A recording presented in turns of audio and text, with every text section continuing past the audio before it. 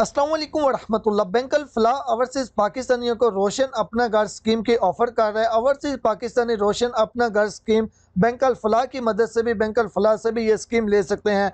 Bank अल फलाह के क्या features हैं, क्या बेनिफिट दे रहे हैं इस स्कीम से और क्या क्राइटेरिया है, डॉक्यूमेंट्स कौन से चाहिए, क्या क्या रिक्वायर्ड है, टर्म्स एंड कंडीशंस क्या है, आपको प्रॉफिट बैंक को कितना देना होगा, ये सारी चीज़ें आज की वीडियो में कवर करेंगे। पहले आपको ये बता दूं, रोशन अपना घर scheme state bank of Pakistan की एक स्कीम है जो कि 12 बैंक्स ऐसे हैं पाकिस्तान के, इसमें शायद आने वाले दिनों में और भी शामिल हो जाए, जिन यानी कि 12 बैंक्स जितने भी बड़े बैंक्स हैं, आप किसी की मदद से भी इस स्कीम से फ़ायदा उठा सकते हैं। कुछ बैंक्स की ऑलरेडी वीडियो अपलोड कर भी चुका हूं, तो आज की वीडियो में मुकम्मल डिटेल हम कवर करेंगे बैंक अल फलाह की। तो चलें जी, इसको स्टार्ट करते हैं। सबसे पहले इसके लिए ये शर्त है कि आपका रोशन डिजिटल अकाउंट होना चाहिए और आप ओवरसीज पाकिस्तानी होने चाहिए, और बैंक अल फलाह में ही आपका रोशन डिजिटल अकाउंट जो है वो होना चाहिए, यानी कि आप रोशन डिजिटल अकाउंट होल्डर होने चाहिए। उसके बाद बैंक ये कह रहा है कि हम मैक्सिमम फाइनेंसिंग आपको देंगे, अच्छे रेट्स हम आपको देंगे। उसके बाद अगर आप प्री पेमेंट्स करना चाहते हैं 1 साल के बाद, तो उसके ऊपर किसी किस्म के चार्जेस भी नहीं लेंगे। प्री पेमेंट का मतलब ये होता है कि अगर आपने स्कीम 5 साल के लिए ली है और आप 1 साल के बाद उस स्कीम को खत्म करना चाहते हैं, आपके पास इतने पैसे आ गए हैं, आप सारे पैसे बैंक को दे के चाहते हैं स्कीम मेरी खत्म कर दो, मेरे नाम पे घर कर दो, तो एक यानी कि 1% भी उसमें चार्जेस नहीं लगेंगे। लेकिन अगर एक साल से पहले पहले आप उसको खत्म करेंगे तो फिर 1% जो है वो चार्जेस लगेंगे। उसके बाद प्रोसेसिंग फीस है 4,000 रुपये प्लस एफईडी। उसके बाद इसके अंदर प्रॉपर्टी की इंश्योरेंस जो है वो इसके अंदर फ्री ऑफ कॉस्ट आएगी। आप अपनी इंश्योरेंस करवाना चाहें तो आप करवा सकते हैं, ये गवर्नमेंट की जो मार्कअप सब्सिडी स्कीम्स है उसके अंदर शुमार होती है। उसके बाद आ जाता है यहाँ पे प्रोडक्ट फीचर्स में। प्रोडक्ट फीचर्स में जाने से पहले आपसे छोटी सी रिक्वेस्ट कर देता हूँ, वीडियो को लाइक और चैनल को सब्सक्राइब कर दें। आपके ऐसा करने से हमारी हौसला अफजाई हो जाती है, आपके 5 सेकंड्स भी नहीं लगते। तो जल्दी से आप लाइक वाले बटन पर भी क्लिक करें और चैनल को सब्सक्राइब करके साथ जो बेल आइकन है उसको भी प्रेस कर दें। अच्छा, यहाँ पे एक विदाउट लीन बेस्ड है, एक लीन बेस्ड है। विदाउट लीन बेस्ड वो होता है जिसके यानी कि जितना आप बैंक से लोन ले रहे हैं उसके मुतबादल आपको कोई भी चीज़ गिरवी नहीं रखवानी पड़ती। लेकिन लीन बेस्ड ये होता है, लीन बेस्ड के ऊपर आपको जितना आप बैंक से लोन ले रहे हैं उतनी ही कोई चीज़ गिरवी रखवानी पड़ती है। तो रोशन डिजिटल अकाउंट में जो लीन बेस्ड है वो ये होता है कि जितना आप बैंक से लोन ले रहे हैं उतने ही पैसे आपको बैंक के पास गिरवी रखवाने होंगे, या फिर आपने नया पाकिस्तान सर्टिफिकेट के अंदर उतने ही पैसे इन्वेस्टमेंट करने हैं। यानी कि ये नॉर्मली मेरे जैसे लोगों के पास अगर इतने पैसे हों कि वो इन्वेस्टमेंट भी करें और फिर स्कीम ले, तो फिर ये फ़ायदा ही नहीं है, मैं फिर क्यों यानी कि बैंक से ये स्कीम लूँगा। तो बेसिकली ये वो लोग करते हैं जो कि अपने पैसों को इन्वेस्ट भी कर देते हैं और इन्वेस्टमेंट से जो प्रॉफिट मिलता है वो इधर जो है वो इंस्टॉलमेंट भी देते रहते हैं।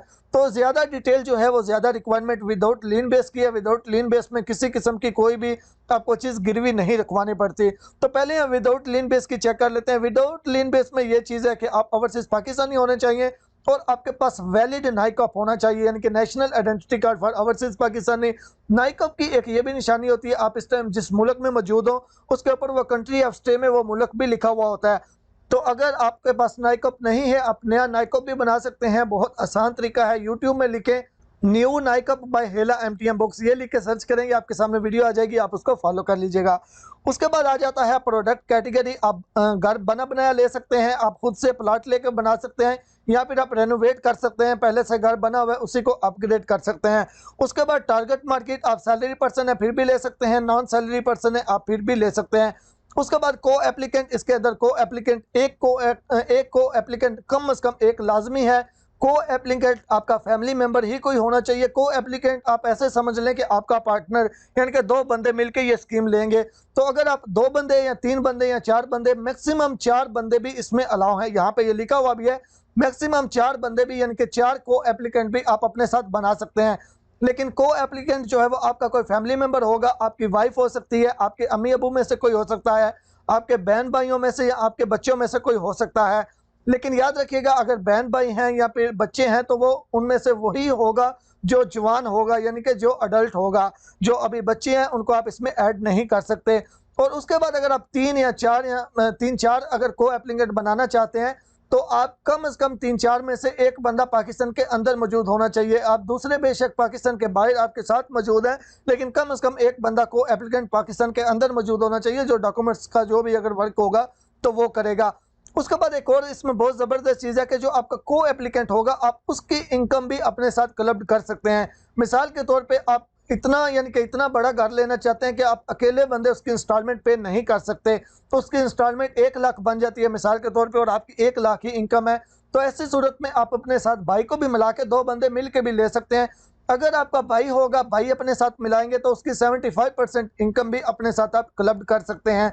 अगर आप अपनी वाइफ की इनकम अपने साथ क्लब करेंगे, वो आप 100% भी इनकम अपने साथ क्लब कर सकते हैं। लेकिन यहाँ पे एक और चीज़ बहुत ज़रूरी है, सिर्फ और सिर्फ उसकी इनकम आपके साथ क्लब्ड होगी जो ओवरसीज पाकिस्तानी होगा। आपका भाई है, आपकी वाइफ है, बच्चों में से कोई है, अगर वो आपके साथ या किसी भी मुल्क में पाकिस्तान से बाहर है, तो ऐसी सूरत में ही उसकी इनकम आपके साथ क्लब्ड होगी। उसके बाद अगर हम एज की लिमिट कर लें, तो अगर सैलरी पर्सन है तो एज की लिमिट जो है वो 20 साल से लेकर 60 साल होनी चाहिए। ये एज की लिमिट वो लिमिट है, यानी कि जो आप जितने साल के लिए आपको ले रहे हैं, प्लान ले रहे हैं, वो जब प्लान खत्म होगा, जितनी उस प्लान की मियाद है, वो प्लान की मियाद खत्म होने तक इस लिमिट से आपकी एज ज़्यादा नहीं होनी चाहिए। सिंपल सी मिसाल दे देता हूँ, आपकी उम्र 40 साल है और आप 25 साल वाली ये स्कीम लेना चाहते हैं कि 25 साल में आप ये पैसे वापस करना चाहते हैं, तो जब वो 25 साल आपके ख़त्म होंगे, अगर आपकी उम्र 40 साल है तो वो तो 65 साल हो जाएगा, 25 साल स्कीम ख़त्म होगी तो ऐसी सूरत में अगर आपकी उम्र 35 साल या 35 साल से कम है, तो फिर आप 25 साल वाली स्कीम ले सकते हैं मैक्सिमम, यानी कि 35 साल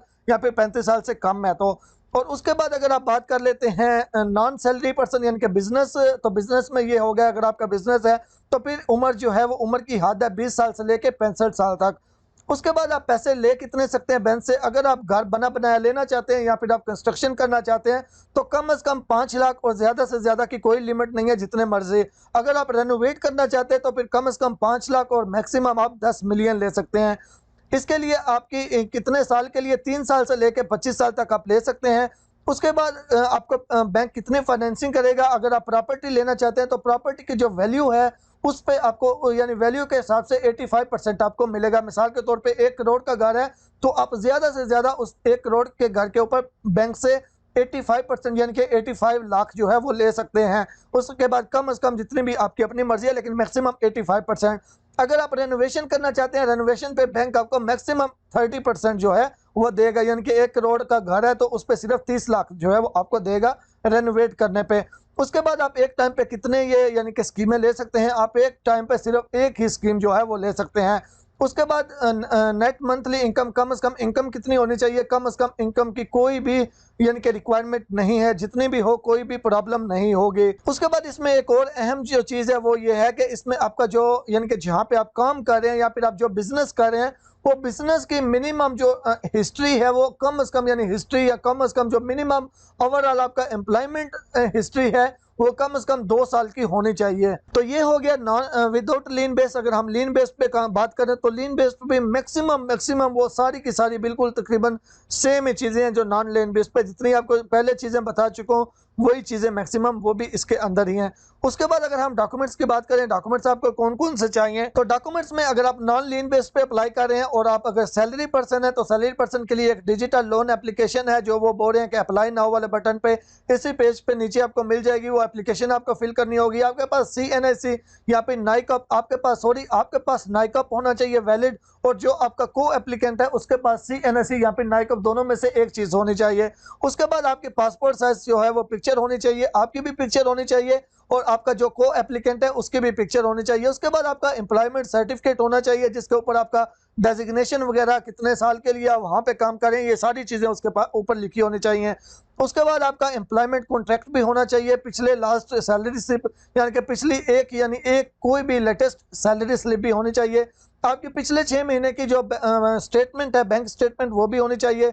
उसके बाद डिटेल ऑफ एनी फाइनेंसिंग, यानी कि पहले से आपने कोई फाइनेंसिंग ली हुई है तो उसकी डिटेल भी होनी चाहिए। उसके बाद copy of latest tax document, अगर आप टैक्स पे करते हैं तो ऐसी सूरत में यानी कि वेर एप्लीकेबल अगर कहीं पर ज़रूरत पड़ेगी तो वो भी आपको देना होगा। उसके बाद credit bureau report of stay country, ये भी आपके लिए चाहिए होगी। उसके बाद अगर आप नॉन सैलरी पर्सन के लिए बात करें, नॉन सैलरी पर्सन मतलब कि अगर आप कोई अपना काम करते हैं उसके लिए भी वही है, डिजिटल लोन एप्लीकेशन है, CNSC नाइकॉप है। उसके बाद तकरीबन copy of colour photo copy है। उसके बाद वैलिड बिजनेस का प्रूफ है, पिछले 12 महीने की बैंक स्टेटमेंट है। ये मैक्सिमम तकरीबन सेम चीज़ें हैं सबके लिए। अगर आप नॉन लीन बेस पे करते हैं या फिर आप लीन बेस पे करते हैं तो ये बिल्कुल सेम जो है यही चीज़ें होंगी।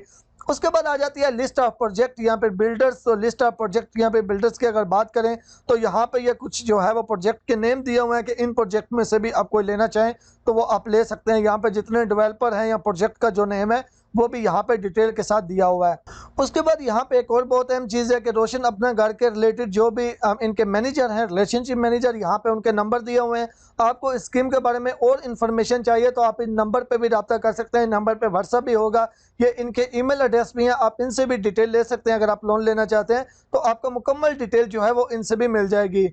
तो ये थी बैंक अल फलाह की रोशन अपना घर की मुकम्मल डिटेल। उसके बाद इसमें बैंक प्रॉफिट कितना लेता है, कितने % प्रॉफिट लेता है, उस पर एक मुकम्मल डिटेल से वीडियो बनी हुई है। इसी वीडियो का डिस्क्रिप्शन आप चेक करेंगे, सबसे पहला कमेंट आप चेक करेंगे, आपको वो वीडियो मिल जाएगी। आप उसको देखेंगे तो आपको सही में समझ आ जाएगा कि इस पे आपको बैंक आपसे बैंक प्रॉफिट कितना लेगा। यानी अगर आप 10 साल के लिए बैंक से 10 लाख लेते हैं तो 10 साल के बाद आपको या 10 साल के अंदर जो आप पैसे बैंक को वापस करेंगे वो कितने करने होंगे, वो डिटेल के साथ एक वीडियो बनी हुई है। इसी वीडियो का फर्स्ट कमेंट आप चेक कर लें, आपको वो वीडियो भी मिल जाएगी डिटेल के साथ। उम्मीद करता हूँ आपको वीडियो अच्छी लगी होगी।